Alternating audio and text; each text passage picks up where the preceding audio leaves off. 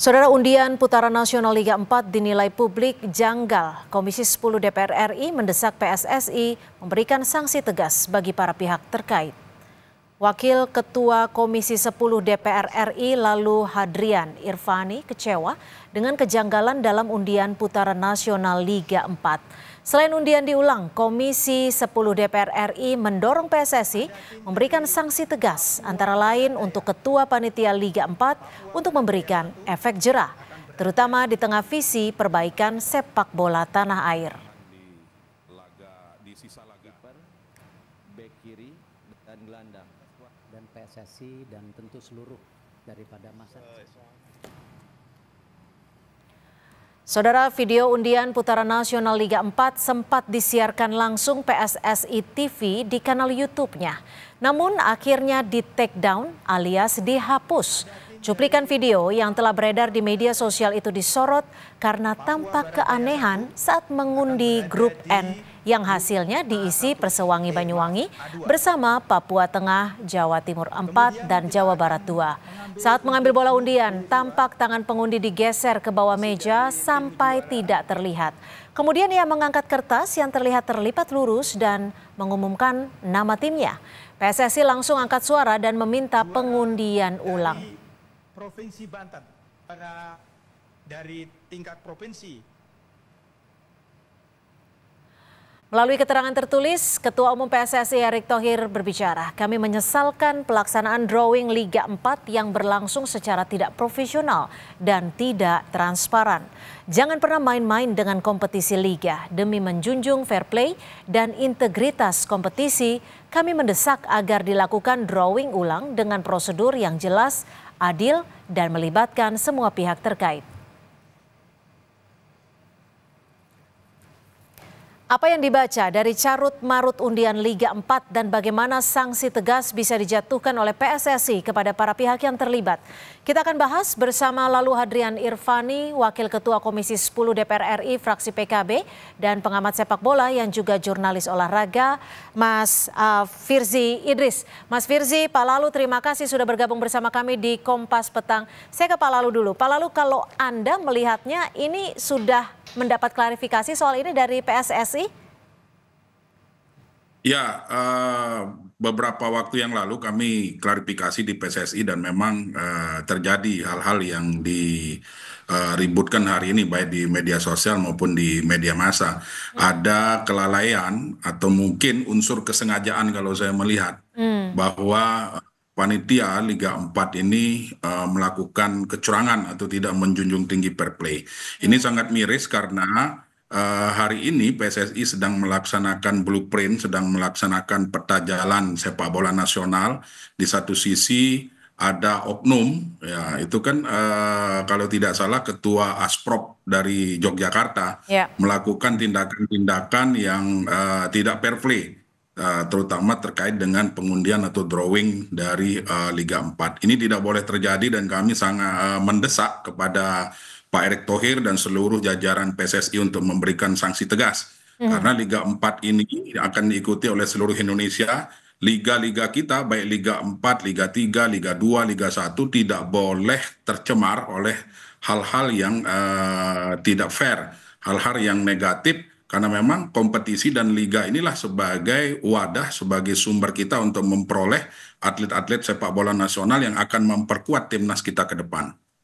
Kalau Mas Firzi, ini kan PSSI katanya sedang berbenah, sedang memperbaiki. Lalu Anda melihat ini lolos dari kejanggalan undian Liga 4 atau bagaimana Anda membacanya? Pertama saya membacanya juga apresiasi kepada football family kita ya yang sudah melihat adanya kejanggalan ini, dan ini bukti bahwa para stakeholder sepak bola kita tuh udah cerdas ya. Publik dan semua itu bisa mencium kalau ada anggapan-anggapan sesuatu yang dinilai anomali atau mencurigakan gitu, karena kita udah tahu gitu, karena kita udah bertahun-tahun Mbak lihat cara drawing yang benar di Liga Champions, bagaimana seorang pengambil undian tuh mengambil bolanya dari ball terus membukanya, meletakkan bagian-bagian komponen bola di meja dan mengeluarkan kertas yang bisa dibaca oleh hadirin yang datang dan juga kamera. Habis itu kemudian zoom in ke nama klub yang diambil dari undian. Nah, disinilah kita bisa lihat bahwa ya publik nih udah pintar sekarang kalau ditayangin seperti itu, dan ada oknum-oknum seperti Pak Lalu bilang yang berharap bahwa ini bisa lepas dari perhatian para stakeholder. Kayaknya sekarang udah tidak bisa lagi seperti itu, karena hal-hal kayak gini udah sangat diperhatikan sekali sepak bola kita, terutama ya itu tadi dengan motornya timnas kita dari top down, kita membangun sepak bola Indonesia semua komponen untuk ke arah yang lebih baik. Jadi jangan lagi bermain-main seperti ini, seperti yang Pak Erik bilang, jangan bermain dengan kompetisi Liga 1 dan harus semua berlangsung secara profesional dan juga transparan. Oke, kalau secara profesional dan transparan, tadi desakan dari Pak Lalu adalah supaya ada efek jerat. Lalu menurut Anda, Pak Lalu, siapa saja yang harus dijatuhi sanksi tegas ini dan sanksinya bisa berupa apa? Ya, tentunya kan yang sebagai panitia Liga 4 untuk tingkat nasional ini, tadi termasuk yang Ketua Asprop Yogyakarta beserta seluruh jajaran yang terlibat.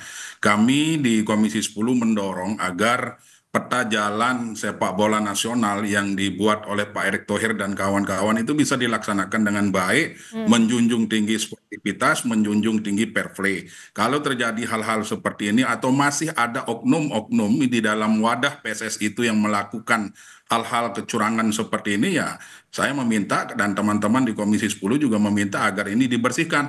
Jangan sampai ini menjadi kerikil-kerikil yang mengganggu pelaksanaan dari blueprint PSSI yang sudah ditetapkan. Bisa berupa apa sanksi ini menurut Anda? Ya, bisa berupa sanksi pemecatan, kemudian bisa berupa tidak dilibatkan ke dalam kompetisi atau liga apapun yang digelar oleh PSSI, Mbak Cynthia. Mas Firzi, bisa PSSI menerapkan sanksi tegas seperti yang diharapkan atau didesak oleh Pak Lalu? Ya, harapannya semua publik sepak bola kan pasti itu ya. Jadi jangan hanya berhenti di drawing ulang gitu. Jangan hanya kita melihat ini sebagai suatu problem terus kemudian drawing ulang terus kemudian ke depannya tidak menutup ini akan terjadi lagi, dan ini yang harus kita cegah, prevention ya. Ini kan sudah terjadi dan kemudian diulang, tapi kemudian ke depannya prevention seperti apa yang harus dilakukan, apakah itu sanksi keras, apakah itu langsung pemecatan seperti kata Pak Lalu, dan ini harus berasal dari internal federasi. Mereka harus juga bisa mengendalikan anggota-anggotanya, mereka harus bisa memberikan efek jerah, sebenarnya efek jerah yang paling paling tinggi. Jadi jangan anggap karena ini hanya Liga 4 terus kemudian diulang lagi terus kemudian beres. Tidak, karena ini adalah penopang dari seluruh ekosistem sepak bola kita, dari bottom, dari grassroots sampai ke level yang lebih tinggi gitu. Jadi jangan karena ini mungkin masih levelnya memperebutkan tempat di Liga 3 terus diulang terus kemudian beres. Tidak, ini harus ada efek jerai agar tidak ada lagi kejadian sampai ke depannya, karena perhatian publik sangat besar, Mbak. Sejak berita ini dinaikkan ya kita lihat masih banyak video-video yang beredar di media sosial, bahkan di kami pun di kompas.com beritanya masih ya salah satu jadian terpopuler nih sejak insiden ini pertama terjadi. Jadi memang ada atensi besar publik terhadap kejadian ini. Ya, itu sebenarnya karena publik juga peduli dengan perkembangan ataupun PSSI itu sendiri.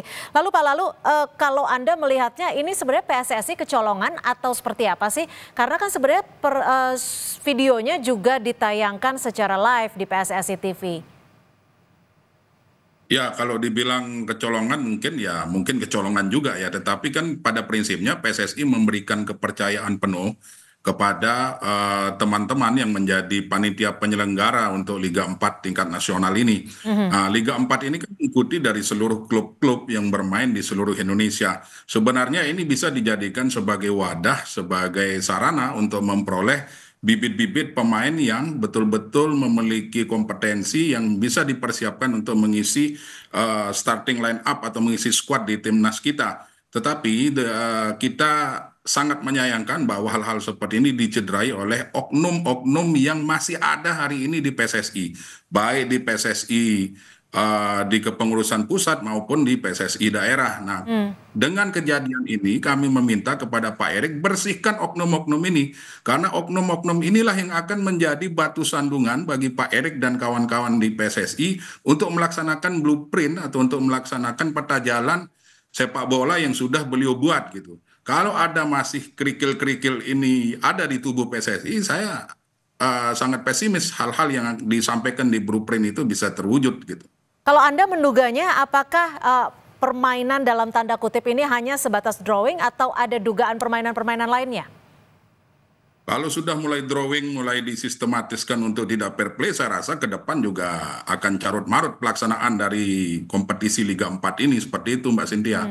Saya pesimis kalau drawing saja dimainkan, ke depan nanti pasti akan ada hal-hal lain yang dilakukan oleh oknum-oknum ini untuk merusak citra dari pelaksanaan kompetisi Liga 4 ini. Nah, inilah yang harus dibersihkan oleh PSSI, harus dievaluasi, dan kami sangat mendorong itu. Kami mendukung penuh langkah tegas yang diambil oleh Pak Erik dan kawan-kawan. Nah, kalau dari Mas Firzi, melihatnya pola-pola kecurangan, permainan, itu pola-polanya seperti apa?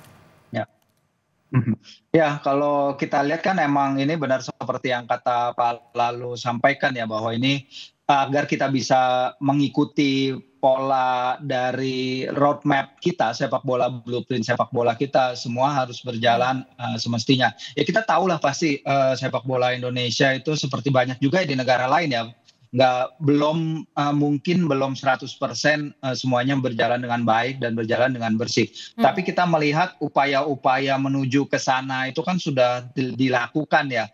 Pendekatannya memang sejauh ini top down ya, dengan timnas Indonesia prestasinya meningkat, dan juga akselerasi percepatan kita momentum di round 3 qualification, terus di Liga 1 kita menggunakan jasa pemain asing, kita kerjasama dengan JFA, dengan Jepang, Asosiasi Jepang untuk perwasitan. Ini hal-hal seperti ini kan sudah dilakukan di atas, tapi memang kalau kita lihat kan Pak Erik dan jajarannya kan mulai bekerja dari Februari 2023 ya, artinya ini memasuki tahun kedua. Jadi memang ini masih jadi bagian dari proses benah-benah sepak bola Indonesia, karena nggak mungkin segalanya langsung jebret, langsung bisa diselesaikan hanya dalam waktu setahun 2 tahun, karena kita tahu permasalahan sepak bola Indonesia sangat Tidak masif sedikit ya.